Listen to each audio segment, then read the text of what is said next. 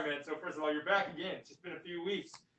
What was the biggest factor in you deciding to come back so quickly? Um, the opportunity was there.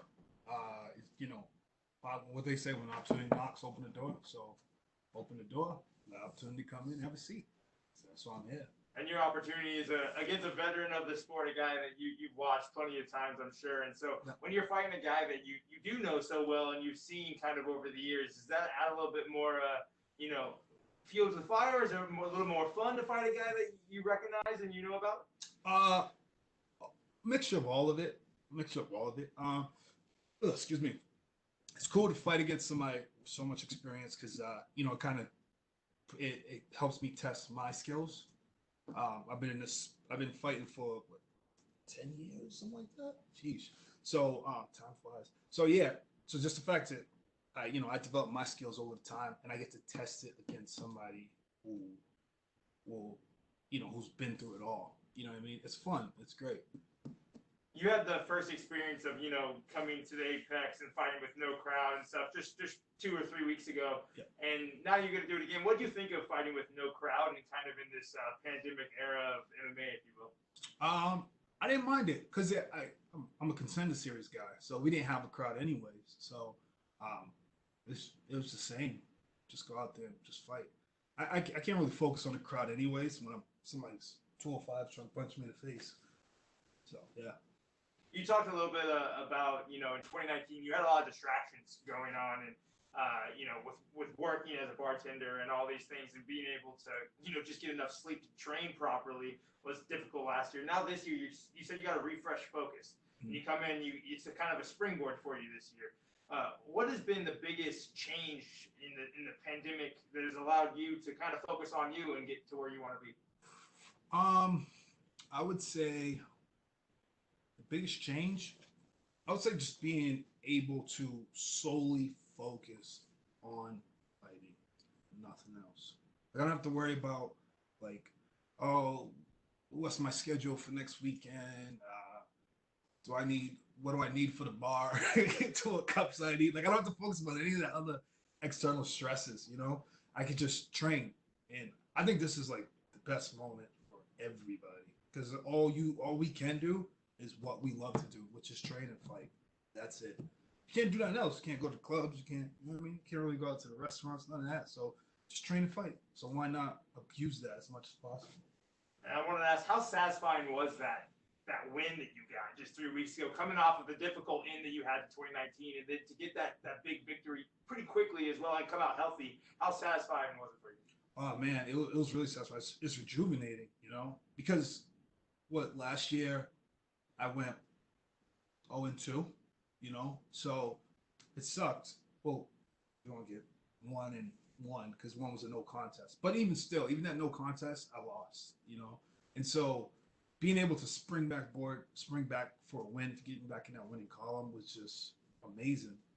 It's something what I needed, what my fan base needed, my friends, my family, like everybody who supports me. Well, it was something that we needed, and it gave us hope that we're still in this fight. We can still do it.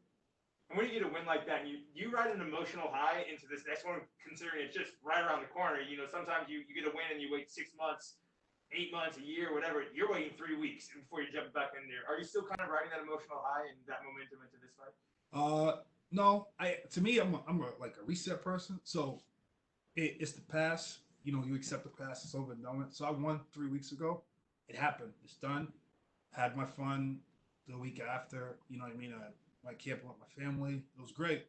And then I had to get back to work. So it's just back to work. It's like from going from ground zero all over again. So we went up, then we went right back down to build back up. That's it. Perfect. Thanks, Mike. I think someone else is going to ask a question. It's just. Yeah, Mike, we're going to try this again. We're going to take Gabriel Gonzalez from Cage Side Press.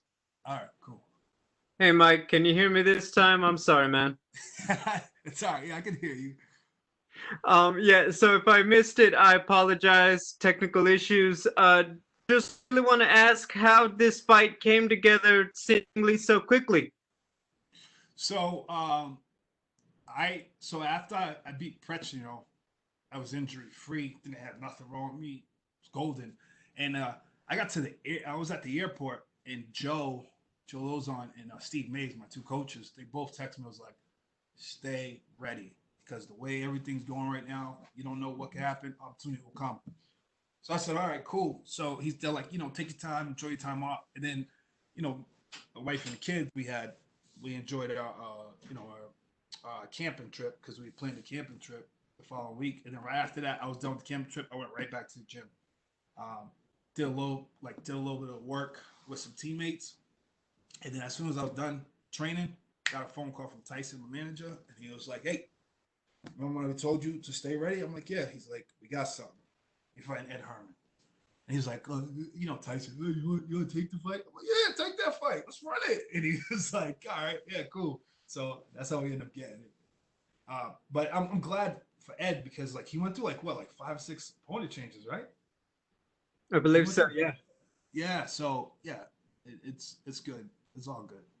I mean, we'll certainly be asking him. Can I ask? You just fought recently. You're right back at the Apex. I'm assuming they have you at the same hotel in Vegas. I mean, does it feel like deja vu? I mean, when you're in the UFC, it's very rare that you're going straight back to the same exact place immediately. I know, right? It just feels comfortable because I was already here. I'm a person that get comfortable quick. I was already here, so I already know how everything that happened and how everything works and everything. So I just adapted and just soak it all up. Do you do things like ask for the same hotel room or anything like that? No. Nah, I just took whatever they gave me. Gotcha. You talk about Ed Herman. Obviously, this guy's got a lot more UFC fights than a lot of people. I mean, just talk about him and your assessment of him as an opponent.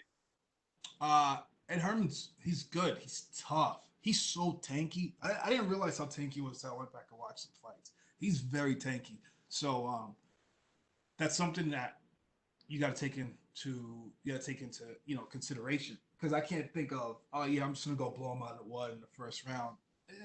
Guys like that doesn't happen. So I got to be smart, more persistent. Discipline, persistence is I think what is not what I think is what beats him is that.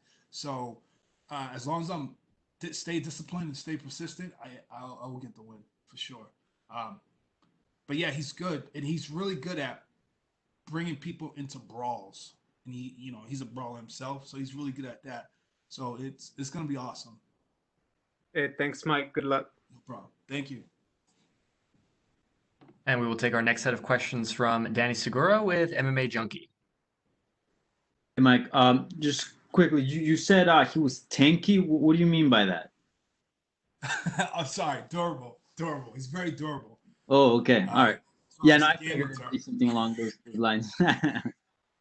And obviously this is somewhat of a short notice fight for you. In these type of fights, is there much time to strategize, or do you kind of just go in there and fight?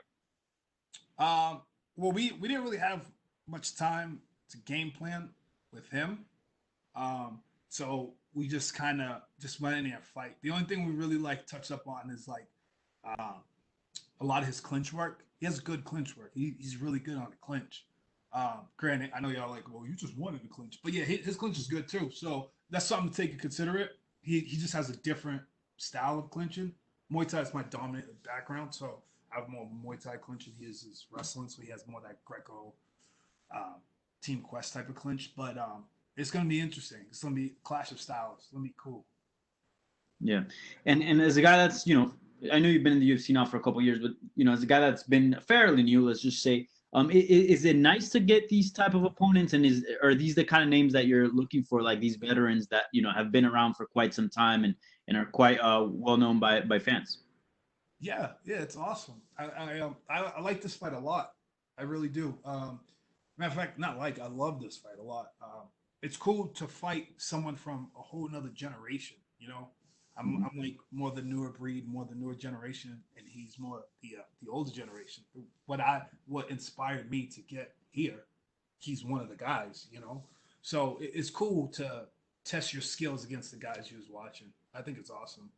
Yeah. And what about the weight cut? Obviously, another weight cut within a sort of short amount of time span. How do you feel weight cut wise, and is that ever an issue, like taking fights? Like, oh wait, let me check up on my weight first.